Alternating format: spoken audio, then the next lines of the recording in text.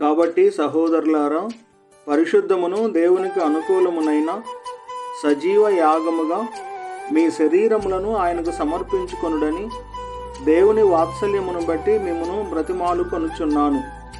ఇట్టి సేవ మీకు యుక్తమై ఉన్నది. రోమీయులకు రాసిన పత్రిక 12వ అధ్యాయము 1వ వచనము. దేవుడు కరుణా సంపన్నుడై ఉండి మనము మన అపరాధముల చేత చచ్చిన వారమై ఉండినప్పుడు సైతము మన ఎడల చూపిన తన మహాప్రేమ చేత మనలను క్రీస్తుతో కూడా బ్రతికించెను. కృపచేత మీరు రక్షింపబడి ఉన్నారు.